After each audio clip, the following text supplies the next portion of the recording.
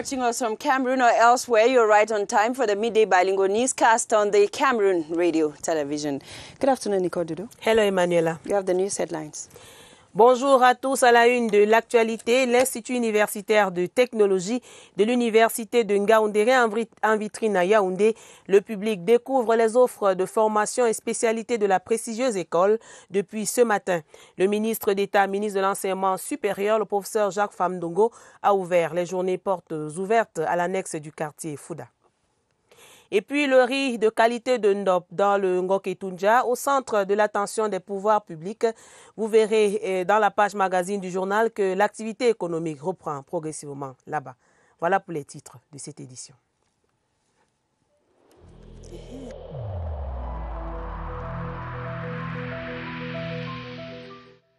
Je vous exhorte de nouveau à porter vos masques, à vous laver régulièrement les mains et à faire appel à un médecin ou à tout autre personnel de santé au cas où des symptômes apparaissent.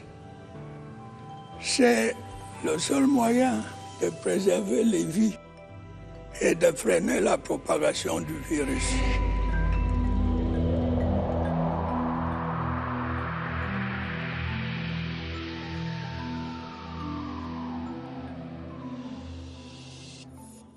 We open the news in education. Over 14 countries are currently taking part in the 47th ordinary session of the Board of Directors of the International Institute for Training and Demographic Research, IFORD. In Yaoundé, representatives from 22 member countries that make up IFORD, renowned for the training of several top administrative officials across the sub-region, are taking part.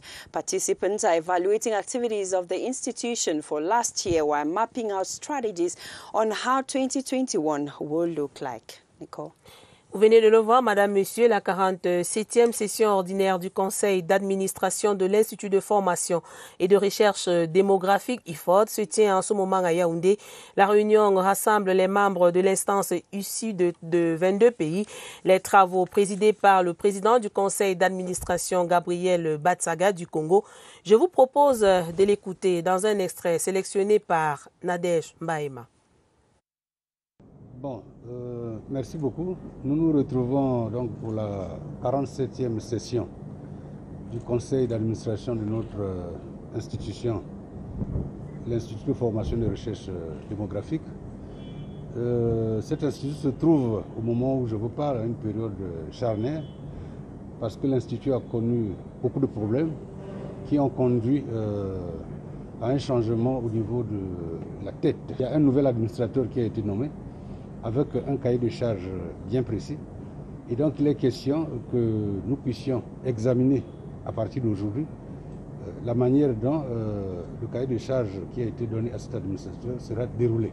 L'administrateur nous présentera les grandes lignes de son action. Je puis déjà dire que dans cette action, il y avait le fait qu'on devait revoir les textes réglementaires qui régissent cet institut, qui est un institut panafricain, qui regroupe 22 États africains. Et en dehors de ça, nous allons examiner aussi les questions d'ordre financier, parce que l'IFORD est actuellement confronté à des difficultés financières. Et donc nous allons mettre en place la stratégie qui permettrait de faire comme une sorte de plaidoyer auprès des États membres pour que ceux-ci s'acquittent de leurs contributions statutaires et des frais de formation de leurs étudiants. Let's talk health now. Medical and office equipment have been gifted to the population of Esseu in the Mefou and Afamba division of the Central Region. Through this donation, the Cameroon Development Organization wants to improve health care in some health facilities, schools, as well as administrative units in that part of the country. Victor Siga has more. The gifts include 20 medical beds, 4 baby cots, 40 computers and other medical kits. The move, which seeks to ameliorate the living conditions of the population of Esseu in the Mefou and Afamba Division Central Region, is the collaborative effort of the Cameroon Development Organization and the Deputy Mayor of Champigny, France, Léon Gandhi. As my position of mayor, I am just glad to come and help my population so that they should have better life. The items are destined for the different health centers, secondary schools and some administrative blocks in the locality. We don't have such equipment, and we hope that with such equipment, people and patients will be hospitalized in better conditions. We thank our donors, and I suppose that that will be very important for our work.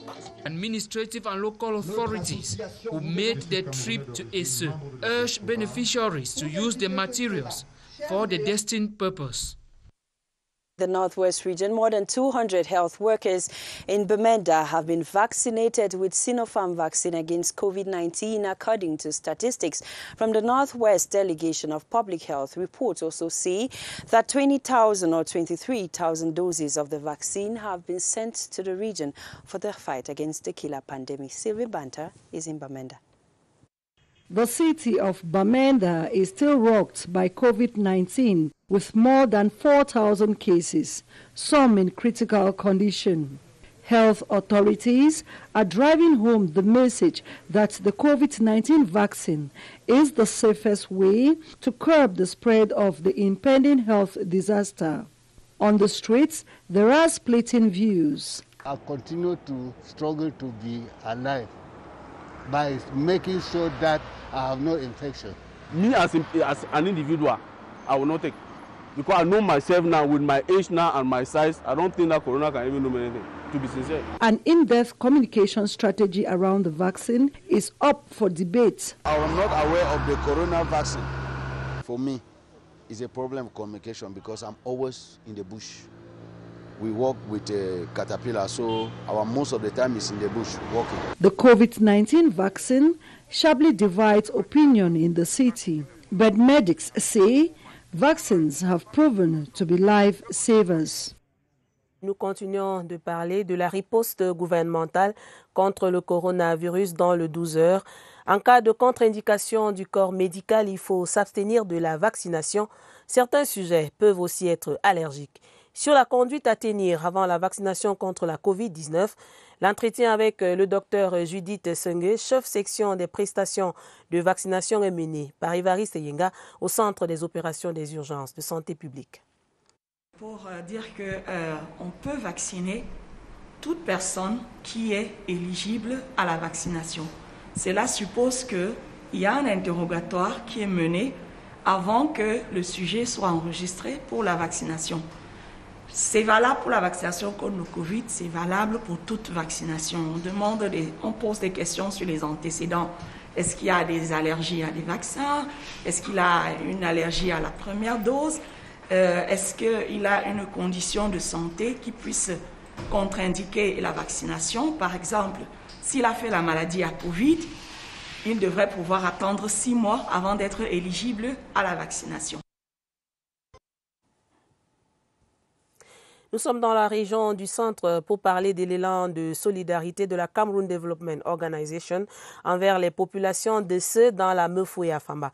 L'association procédait ce week-end à la remise des dons constitués des ordinateurs, lits pour hôpitaux et produits pharmaceutiques. La cérémonie de remise vécue par notre reporter Christelle Fouda. La santé et le développement pour tous à ASE, c'est l'essence de ce don octroyé sous l'impulsion de Michel Convert par l'association Cameroon Development Organization. Un acte de solidarité envers les populations venant de Monsieur l'adjoint au maire de Champigny et moi envers ma population. C'est beaucoup plus pour apporter un meilleur vivre aux populations.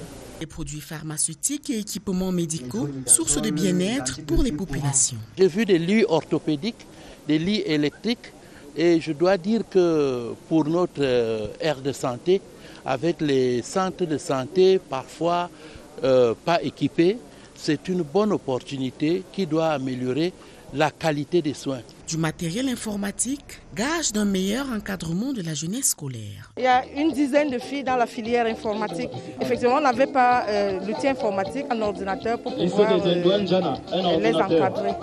Donc c'est une très bonne initiative de Madame le maire. Nous disons merci. Une solidarité que l'association CADO compte déployer dans d'autres localités. Et nous l'avons dit en titre, l'Institut universitaire de technologie de Ngaoundéré s'expose depuis ce mardi matin à l'annexe du quartier Fouda à Yaoundé. Les journées portes ouvertes au public avec en vitrine les différentes formations et spécialités de l'UIT des campus dedans. Les produits de recherche aussi s'invitent.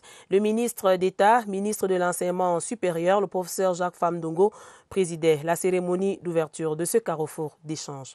Joël Igor Abanda. Pendant 2 jours, l'Institut universitaire de technologie de Ngaoundéré expose sa grille de formation à l'antenne de l'université de Ngaoundéré au quartier Fouda ici à Yaoundé. Les formations offertes vont du génie industriel et maintenance au génie industriel informatique. Les différentes formations qu'ils ont, c'est vraiment variant.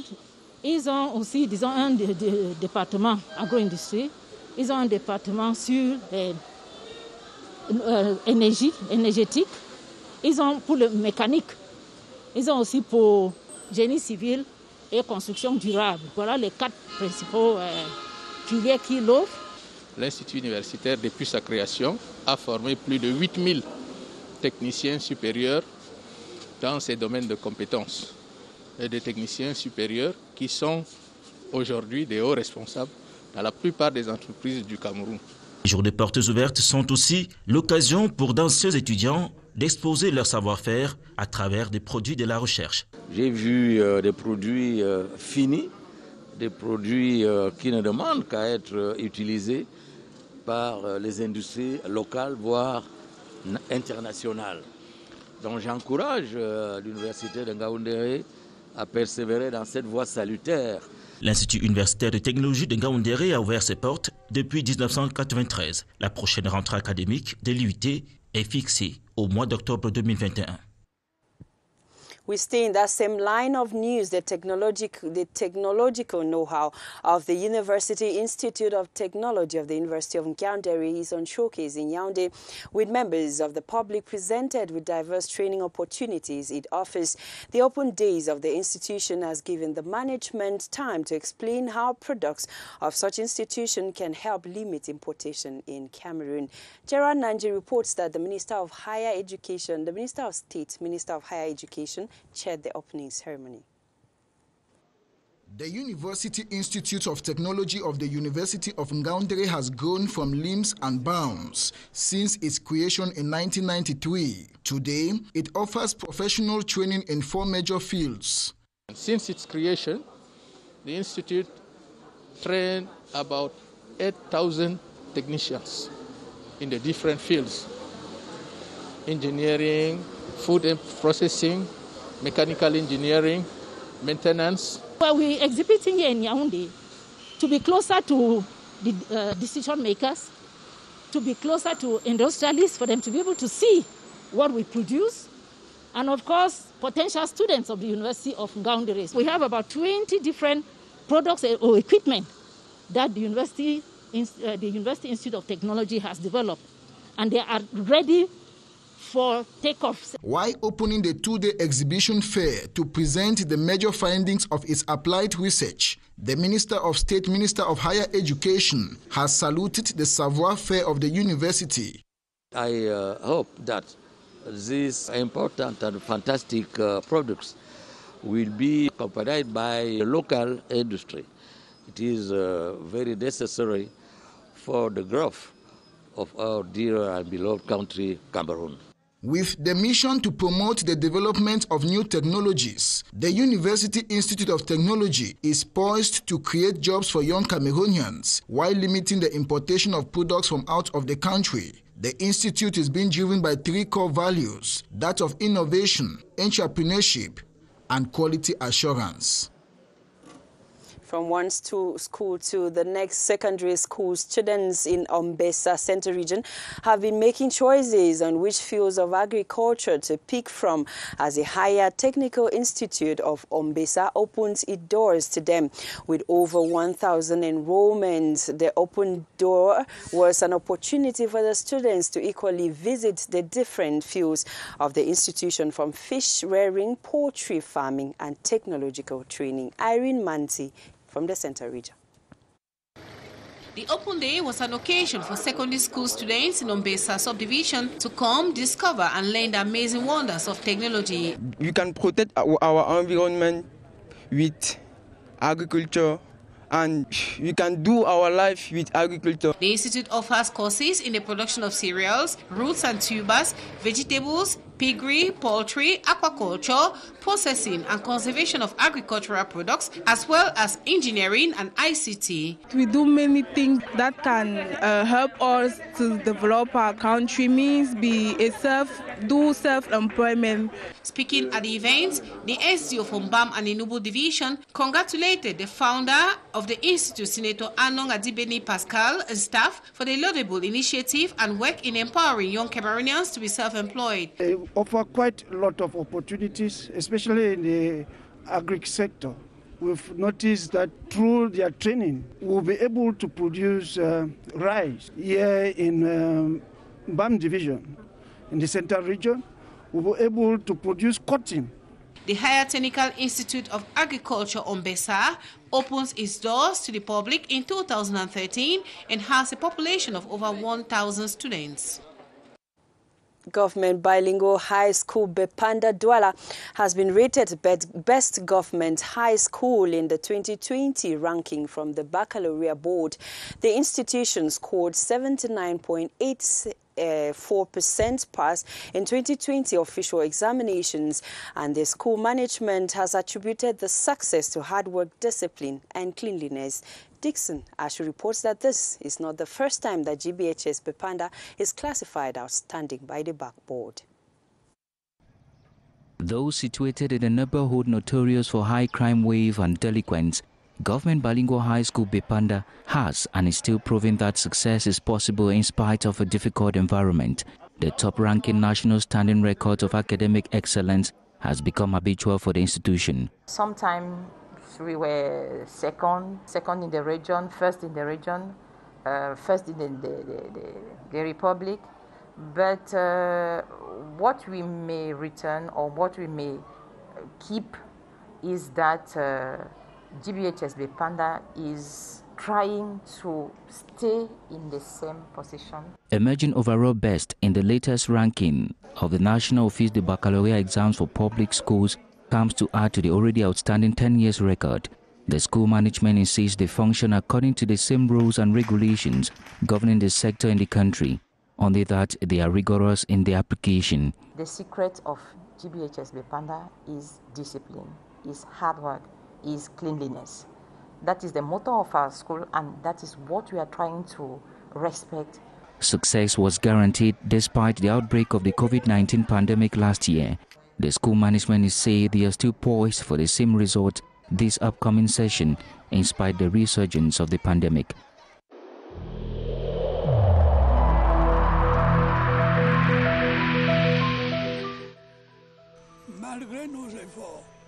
Despite our efforts, COVID-19 plunged many families into mourning and seriously hampered the functioning of our economy and society.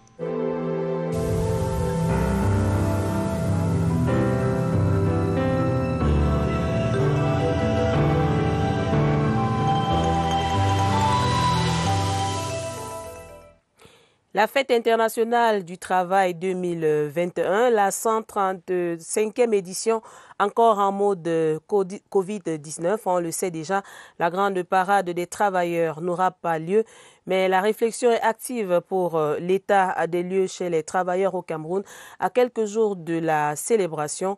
Plein phare sur le thème retenu pour cette édition 2021. Il s'agit du monde du travail et pandémie du Covid-19, garantir la santé des travailleurs, défi majeur dans la préservation des acquis en entreprise. Un thème qui évoque la politique nationale de protection des travailleurs et du travail décent. Alvin Giselze, décryptage. Le contexte sanitaire n'a pas changé. Le Covid-19 fait toujours et davantage de victimes. Pour cela, comme en 2020, la grande parade des travailleurs n'aura pas lieu le 1er mai prochain. L'objectif de cette 135e édition, de la Journée internationale du travail est de garantir la santé des travailleurs et de préserver les acquis en entreprise. Le monde du travail s'est approprié la lutte contre le Covid-19 en raison du fait que les relations interprofessionnelles, les relations entre les collègues dans les lieux du travail, à travers les postes de travail, sont par excellence un lieu où peut se propager un tel virus comme bien d'autres.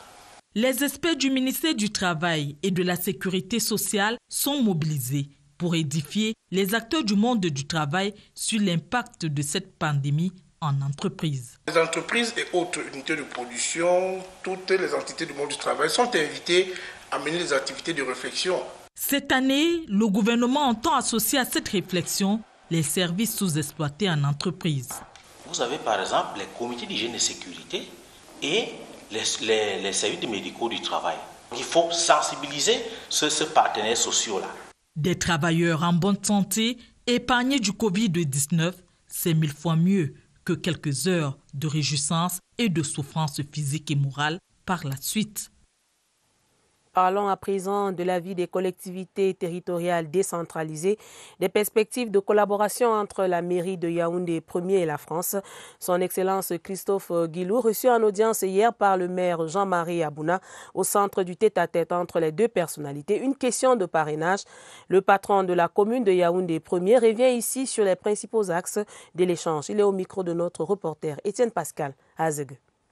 La France est un grand pays qui a une expertise avérée en matière de décentralisation. La nôtre, qui est une volonté du chef de l'État, commence à porter les fruits. Nous avons donc échangé sur comment améliorer qualitativement ce que nous sommes en train de faire dans ce domaine-là, en ce qui concerne la décentralisation. Nous avons évoqué des sujets à caractère généraux. Nous sommes arrivés à plusieurs points d'accord. Cameroon was yesterday marking the World Jazz Day, a rhythm celebrated and enjoyed by many Cameroonians across the country. Our reporter Joyce Tata went to the arts sector in Yaoundé here, where some musicians were marking the day in jazz music. Let's watch.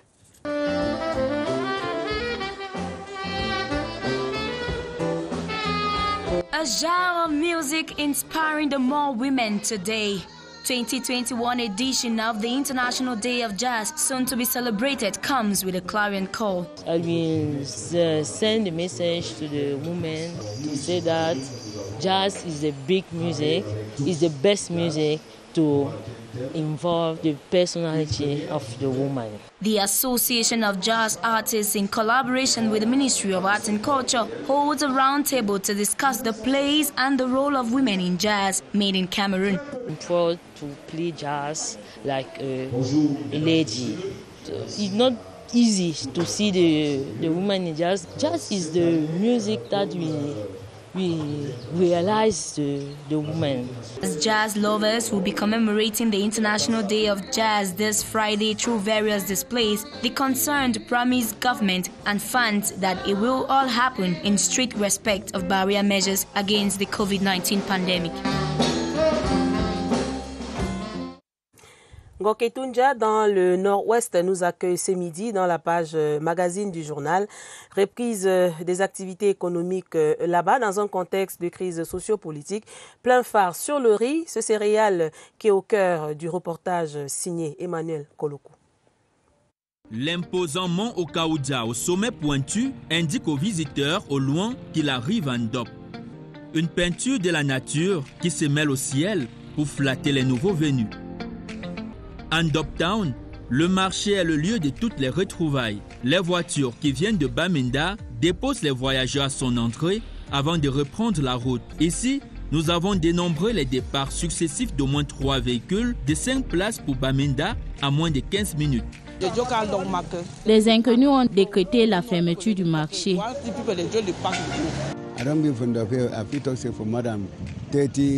Je suis en Ndop depuis plus de 30 ans. Quand la crise a commencé, ça a découragé tout le monde. En tant que pousseur au marché, je pouvais gagner entre 3 et 4 000 francs CFA par jour. Mais maintenant, à cause des temps difficiles, je gagne à peine 1000 francs par jour parce que la vie est devenue dure. Je suis père de 4 enfants.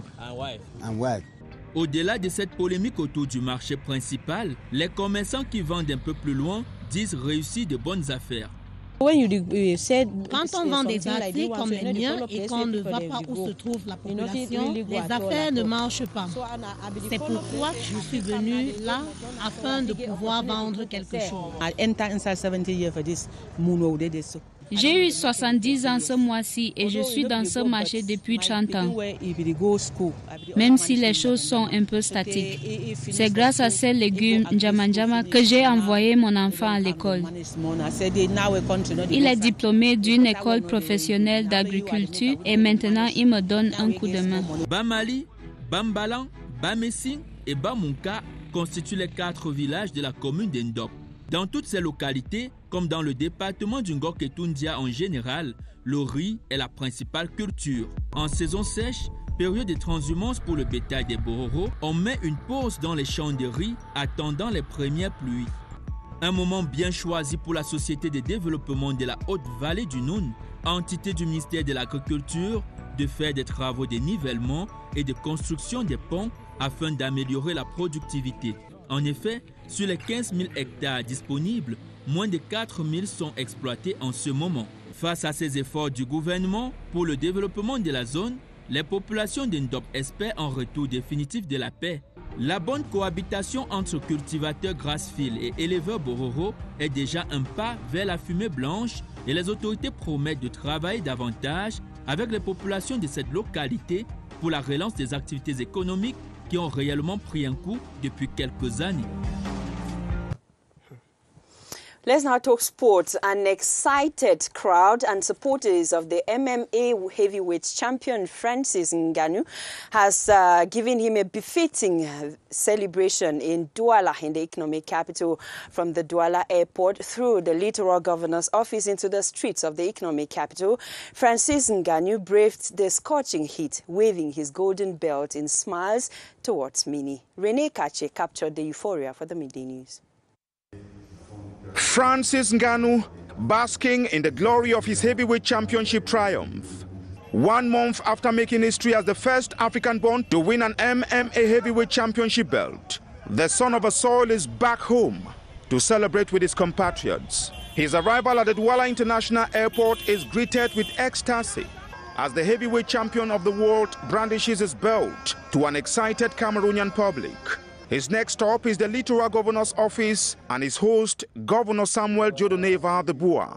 After expressing gratitude to Cameroonians for their moral support, Mr. Ngannou said he couldn't find anywhere better to celebrate his victory than the land of his ancestors, Cameroon.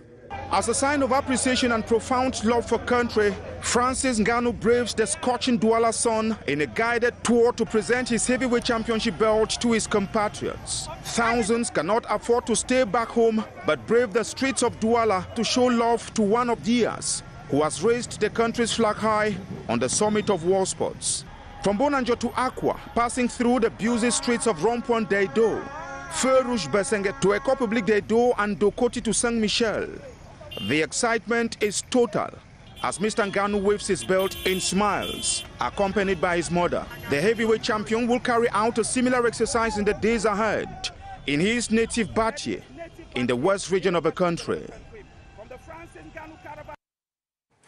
Et voilà qui met fin à cette édition de la mi-journée sur la CRTV.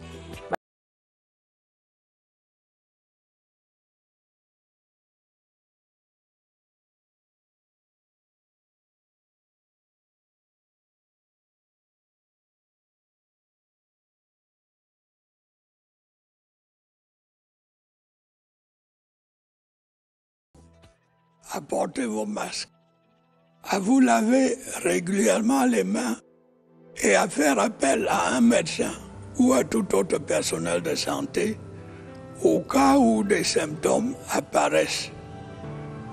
C'est le seul moyen de préserver les vies et de freiner la propagation du virus.